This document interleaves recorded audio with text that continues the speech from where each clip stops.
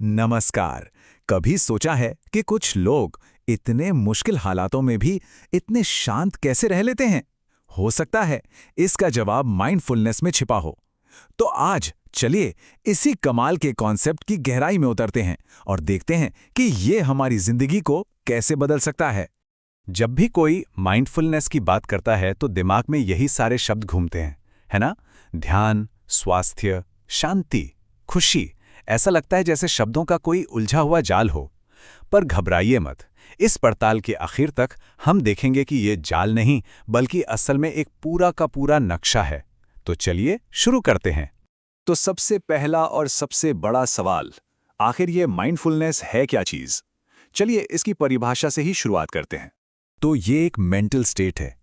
यहाँ 3 शब्द बहुत जरूरी हैं: जागरूकता, वर्तमान क्षण और स्वीकृति। मतलब जो भी हो रहा है उसे बस वैसे ही देखना जैसे वो है, बिना उसे अच्छा या बुरा का लेबल दिए। और सबसे मजेदार बात पता है क्या है? ये सारे शब्द जागरूकता, मन, स्वीकृति, ये सब हमारे उस पहले वाले वर्ड क्लाउड में ही छिपे थे। मतलब सुराग तो शुरू से ही मिल रहे थे। देखा जाए तो इसका बेसिक आइडिया बहुत ही सिंपल है ना? ये बस अपने ध्यान को बार बार बड़े आराम से आज में, अभी में वापस लाने की एक प्रैक्टिस है। बिल्कुल वैसे ही जैसे कोई मसल बनाते हैं, बस ये ध्यान की मसल है।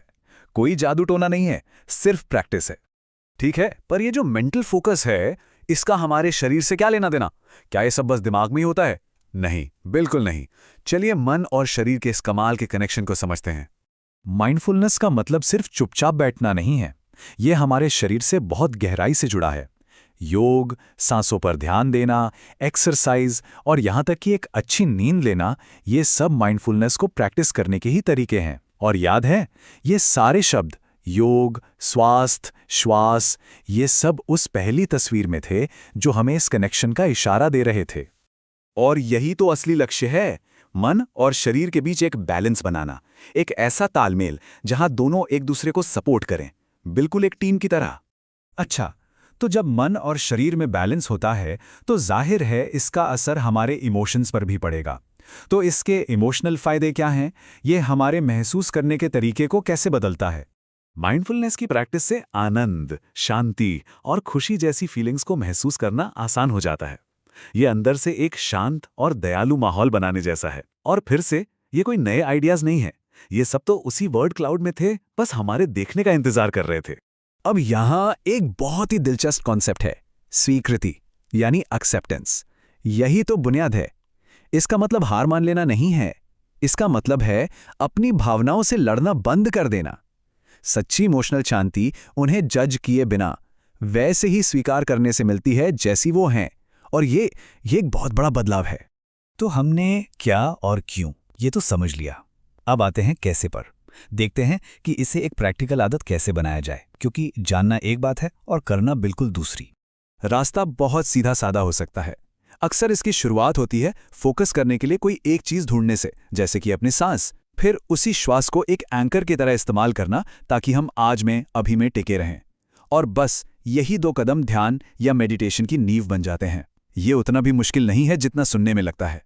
तो सबसे जरूरी बात यह है, माइंडफुलनेस का मतलब दिमाग को एकदम खाली कर देना नहीं है। दिमाग का तो काम ये सोचना, वो तो भटकेगा ही। ये एक प्रैक्टिस है, एक लाइफस्टाइल है। ये बस हर बार ध्यान भटकने पर उसे प्यार से वापस लाने के बारे में है, बिना खुद को कोसे। चलिए अब इन सारे हिस्सों को एक साथ जोड़ते हैं और देखते हैं कि ये सब मिलकर एक पूरी जीवन शैली कैसे बनाते हैं। ये एक पजल की तरह है और अब हमारे पास इसके सारे टुकड़े हैं। ये टेबल बहुत अच्छे से दिखाता है कि सब कुछ कैसे जुड़ा है। एक तरफ है मेंटल पिलर्स, जैसे जागरूकता और फोकस। फिर हैं फिजिकल पिलर्स, जैसे सेहत और योग। इमोशनल पिलर्स भी हैं, जैसे खुशी और स्वीकृति। और यहाँ तक कि आत्मा और शांति जैसे स्पिरिचुअल पिलर्स भी। ये सब एक साथ काम करते हैं, एक दूसरे को सहारा देते हैं। तो अब जब हम अपनी उस पहली तस्वीर को वापस देखते हैं तो वो सिर्फ शब्दों का एक ढेर नहीं लगता, वो अब एक नक्शा नजर आता है। हर शब्द एक अच्छी जिंदगी के सफर का एक पड़ाव है, जो एक बैलेंस्ड लाइफ के लिए एक दूसरे से जुड़े हुए पूरे सिस्टम को दिखाता है। अब इसका मतलब समझ आ रहा है ना? तो ये पूरी चर्चा हमें एक सवाल के साथ छोड़ जाती है। इस दुनिया में जहां हर चीज हमारा ध्यान खींचने में लगी है, शायद अपने ध्यान को काबू में रखने की काबिलियत ही वो सबसे कीमती हुनर है जिसे हम सीख सकते हैं। सोचने वाली बात है ना?